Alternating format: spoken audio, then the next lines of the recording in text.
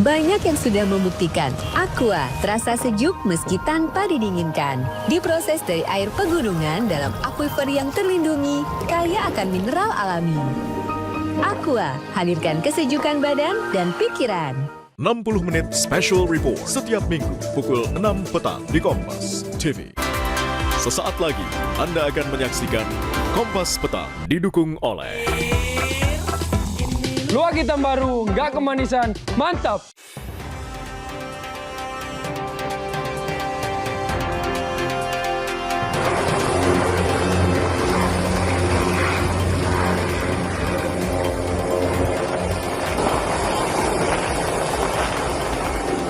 Memasuki hari ke-8, sejumlah korban banjir di Kabupaten Aceh Tamiang mengaku belum mendapatkan bantuan.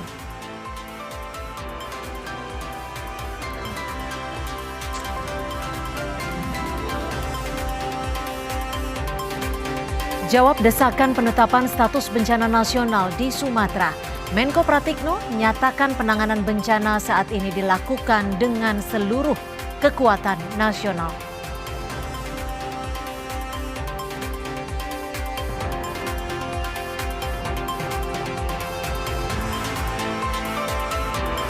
Bupati Aceh Tengah menyatakan 97 desa masih terisolasi. Kebutuhan beras hanya bisa bertahan 2 hari ke depan.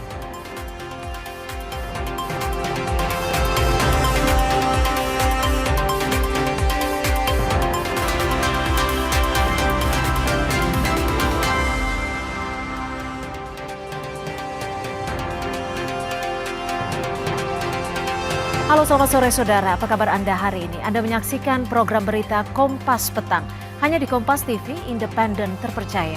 Bersama saya Cynthia Rompas. Dan saya Harjuno Pramudito, kita jelang Kompas Petang selengkapnya di Kompas TV, independen terpercaya. Informasi pertama dari penanganan banjir dan longsor di Sumatera.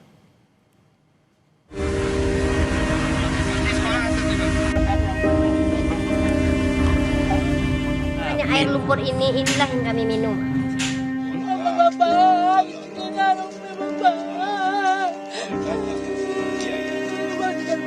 Yang penting sekali sehat-sehat kita sudah. Ada tempat tinggal kami, Pak. Ada tempat tinggal, Pak. Tidak ada lagi, Bapak. Ada yang berbeda saudara, dan sudah dapat 5 juta jalaki. Kalau kita masih fokus di sini. Masih banyak. Pemukiman lagi.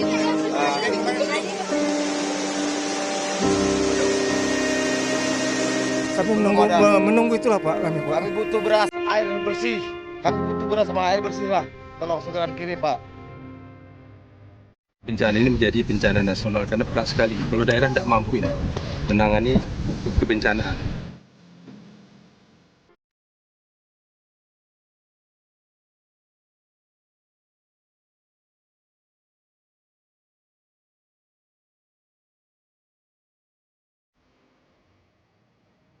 TNI Angkatan Udara mengirimkan bantuan ke warga Aceh Tamiang, Aceh melalui pesawat angkut Super Hercules. 20 paket bantuan dijatuhkan menggunakan parasut.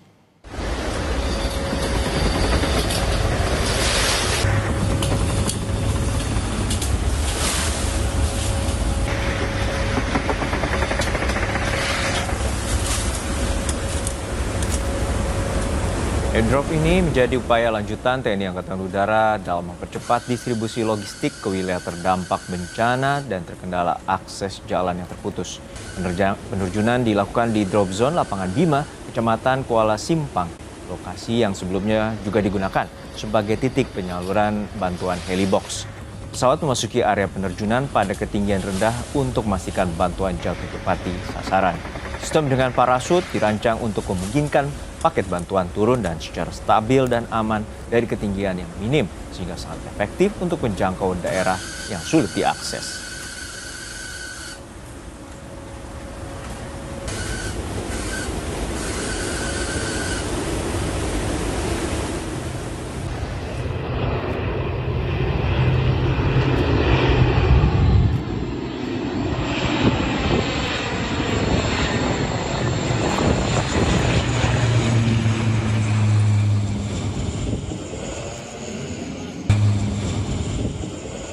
Kepala Dinas Penerangan TNI Angkatan Udara, Masma TNI Inyoman Suatnyana, menyatakan TNI Angkatan Udara terus mengoptimalkan mobilitas udara untuk mendukung penanganan bencana di sejumlah wilayah. Airdrop seperti LCLA sangat membantu ketika jalur darat belum bisa dilalui. Pada Selasa siang, 20 paket bantuan telah dijatuhkan dari langit Aceh Tamiang sebagai daerah yang terdampak cukup parah akibat banjir bandang pekan lalu. Setiap bandel memuat kebutuhan darurat seperti bahan makanan siap konsumsi, perlengkapan tanggap bencana, dan keperluan mendesak lainnya. TNI Angkatan Udara memastikan bantuan tiba secepat mungkin kepada warga terdampak.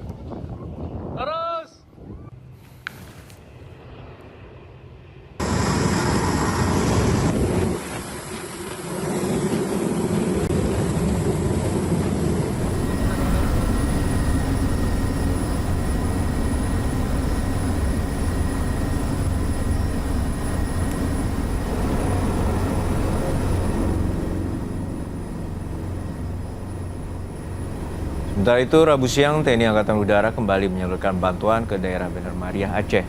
Bantuan logistik terhadap wilayah yang terisolir dengan heli Karakal Skuadron Udara 8 TNI AU. Warga berlarian mendekati bantuan yang didrop oleh TNI AU. Selain Bener Meriah, TNI Angkatan Udara juga mengirimkan bantuan ke daerah terdampak bencana, yakni Sibolga dan Batang Toru. Heli Karakal TNI AU mampu mengirimkan rata-rata 20 hingga 25 ton bantuan logistik ke wilayah terisolasi. Kendala yang dihadapi terdapat daerah yang masih tergenang sehingga heli tidak dapat mendarat sempurna. Sehat lezat, kita punya dua-duanya. Tiap hari pilih Cibor Yogurt Stick.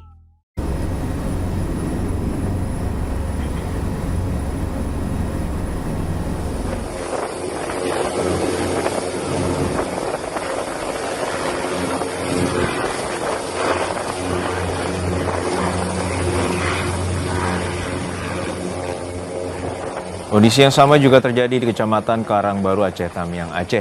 Saat helikopter mendarat, warga langsung berlarian mengambil bantuan logistik yang dibagikan. Kecamatan Karangbaru, Aceh Tamiang menjadi salah satu wilayah terparah karena banjir bandang.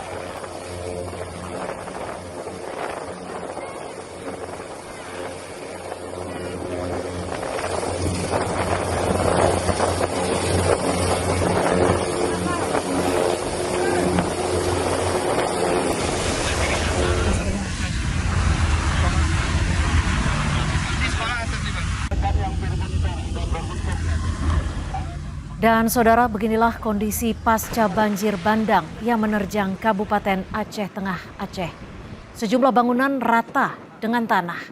Bupati Aceh Tengah bilang hingga saat ini masih ada 97 desa yang masih terisolasi.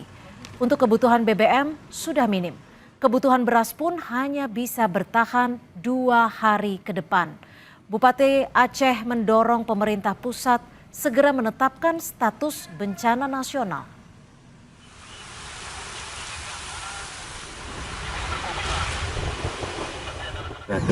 Terisolir itu ada 97 desa yang hari ini belum terjangkau.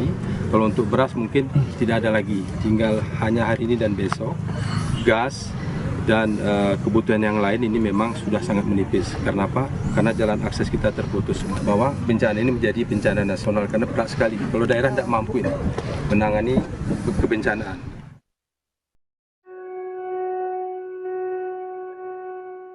Bantuan apapun, kami mau konsumsi air banjir itu. Kondisi lulu lantah, porak-poranda tak bersisa. Inilah pemandangan yang saya dapati ketika pertama kali menginjakan kaki di Aceh Tamiang, salah satu lokasi terparah banjir bandang di Provinsi Aceh. Akses jalan yang terputus membuat Kecamatan Karangbaru dan Kuala Simpang Aceh Tamiang baru bisa ditembus pasca 7 hari banjir bandang terjadi. Saat ini saya berada di atas pemukiman warga yang sudah rata dengan tanah. Dapat Anda lihat saudara, di sekeliling saya ini merupakan bekas-bekas bangunan rumah warga yang hancur akibat diterpa banjir bandang yang terjadi Rabu lalu. Saya bertemu dengan satu keluarga di Kecamatan Karangbaru yang bertahan hidup di lantai 2 rumahnya yang sudah hancur. Ironisnya, Minimnya bantuan membuat mereka terpaksa minum genangan banjir untuk bertahan hidup. Setelah banjir terjadi, bagaimana bisa bertahan hidup sampai dengan ini kan sudah memasuki 8 hari. Bagaimana bisa bertahan hidup sampai dengan saat ini? Ya menunggu-nunggu bantuan lah Bang. Nunggu-nunggu bantuan, ya habis itu ya apa yang ada yang di sini ya kita minum kayak air sumur sisa kan. Dan betul, Bang mengkonsumsi air bekas-bekas genangan banjir nih Bang? Iya Bang ya, mau tidak mau lah Bang kan. Air banjir ataupun genangan air yang dikonsumsi oleh warga. Di sini saya menunjukkan visual, ini adalah air ataupun genangan banjir yang mana warga terpaksa mengkonsumsinya karena ketiadaan air bersih ataupun bantuan air bersih sampai dengan saat ini. Nantinya air-air yang berlumpur ini, air banjir yang berlumpur ini akan disaring terlebih dahulu oleh masyarakat. Kondisi yang sama juga saya temui di Kecamatan Kuala Simpang, Aceh Tamiang. Bahkan warga mengaku belum mendapatkan bantuan sejak banjir menerjang.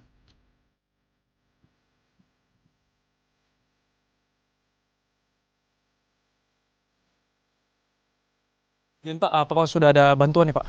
Belum ada Pak. Sekarang belum ada bantuan sama sekali, belum ada. Kami menunggu itulah Pak, kami Pak. Kami butuh beras, air bersih. Kami butuh beras sama air bersih lah. Tolong segera dikirim Pak. Air kayak gini yang kami gunakan Pak. Masih banyak yang terjebak di dalam Pak. Yang seadanya saja di sini. Dalam. Enggak tahu, kami enggak bisa bilang apa lagi nih Pak. Udah nasib kami. Tolong aja Pak.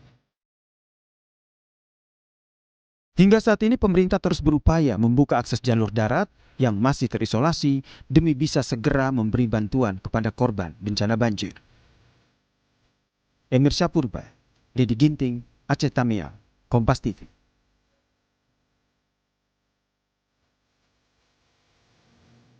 Distribusi dan evakuasi korban via udara masih terus dilakukan mengingat sejumlah lokasi masih terisolasi. Lalu bagaimana distribusi bantuan via udara ini diberlakukan? Kita akan berbincang dengan Kapten Penerbang Misbahul Khoir Ilabi Fadilah. Penerbang dari Skadron Udara 8 TNI Angkatan Udara yang saat ini berada di Lanut Suwondo, Medan, Sumatera Utara. Kapten Fadilah, selamat sore. Selamat sore. Ya, Kapten Fadilah, betul Anda tadi ikut memberikan bantuan khususnya di lokasi Bener Maria dan juga Aceh Tamiang. Seperti apa distribusi bantuan yang diserahkan? Jadi untuk kami dari TNI Angkatan Udara menggunakan helikopter melaksanakan distribusi di Aceh Tamiang, Mbak. Pelaksanaannya untuk di sana sendiri kita diberikan spot oleh ASOP kami, grup heli, kemudian kami laksanakan pendistribusian di sana. Seperti yang kita ketahui bahwa di sana masih terisolir. Untuk warga belum mendapatkan makan kurang lebih 3-4 hari, sehingga kita mendistribusikan air dan sembako di sana. Dan juga fasilitas sana sudah tidak dapat digunakan, seperti listrik, kemudian kendaraan-kendaraan, jembatan-jembatan tidak bisa masuk sana. Sehingga hanya bisa digunakan melalui jalur udara pendistribusiannya. Demikian, Mbak.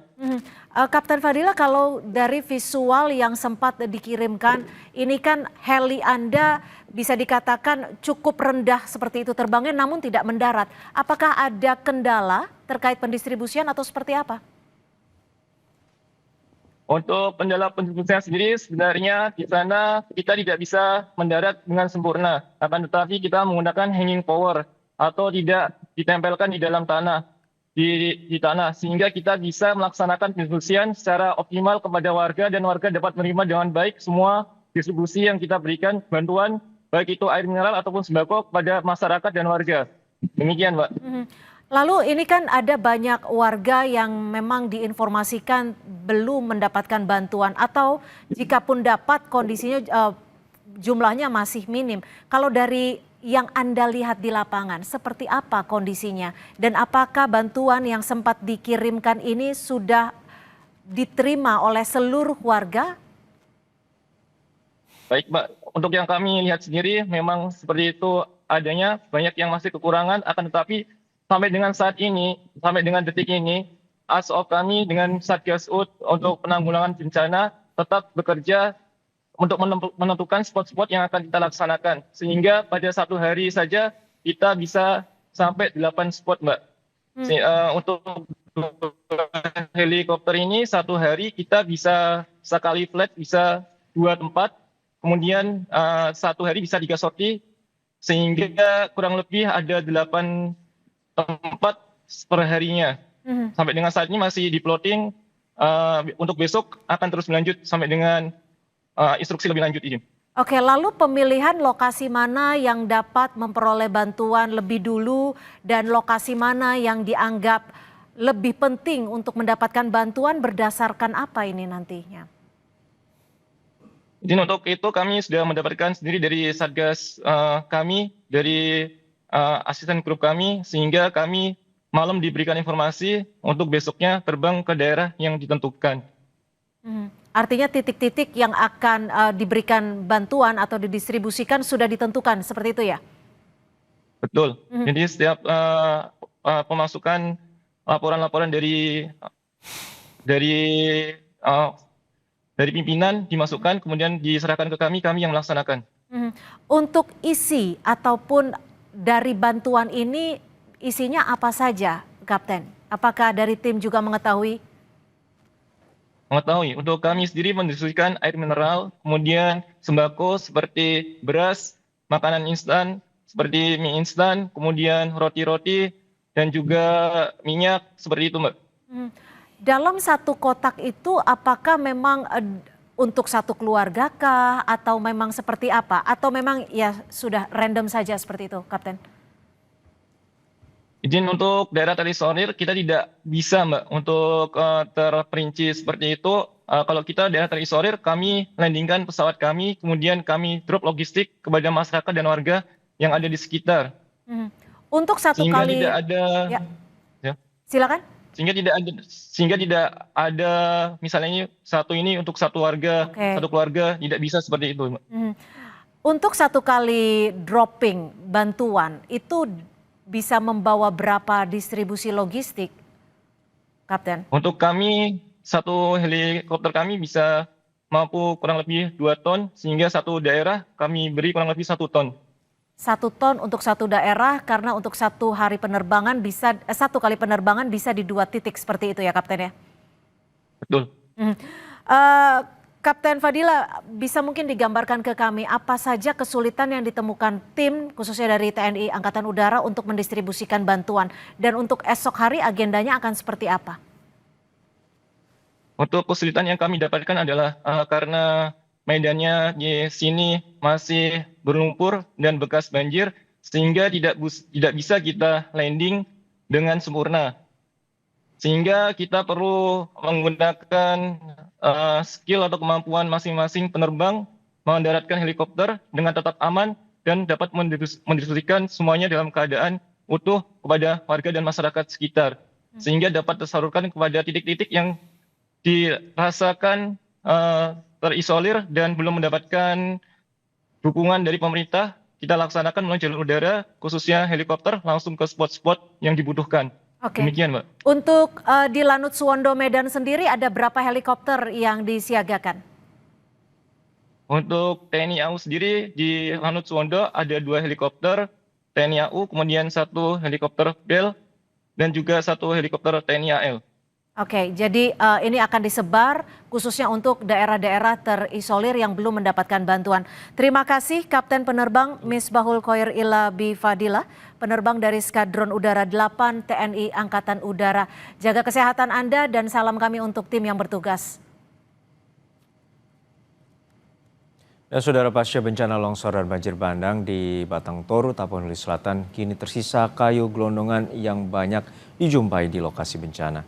Lebih lengkap kita temui jurnalis Kompas TV Jonah Hamonangan dan juru kamera Febri James di Batang Toru, Tapanuli Selatan.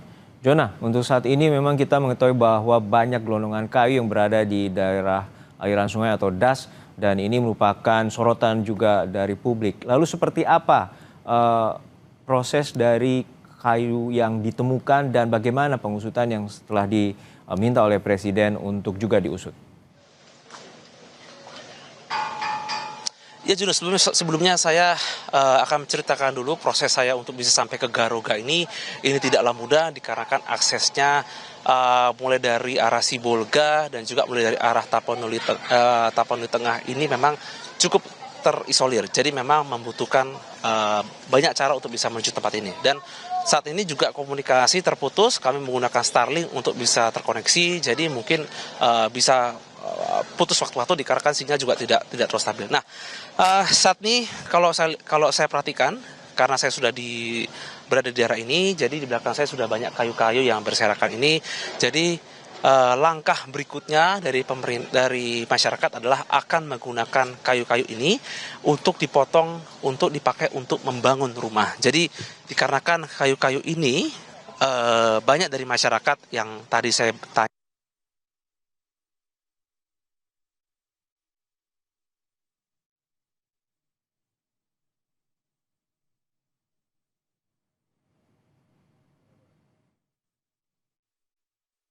Ya, tampaknya kami mengalami gangguan sinyal terhadap jurnalis Kompas TV Jona Hamonang yang saat ini berada di Batang Toru. Jadi sebelumnya Jona menyampaikan bahwa ditemukan banyaknya gelondongan kayu, terutama di daerah aliran sungai Batang Toru. Ini yang menjadi sorotan oleh pemerintah dan juga Presiden menyatakan juga meminta adanya pengusutan terkait dengan kayu gelondongan ini.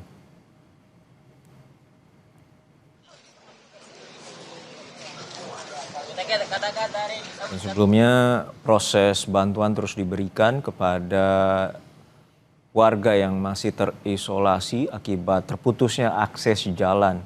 Dan sebelumnya bantuan melalui udara terus dikerahkan, terutama dari TNI Angkatan Udara menggunakan airdrop atau bantuan melalui parasut dan kemudian diberikan kepada warga yang saat ini masih terisolasi.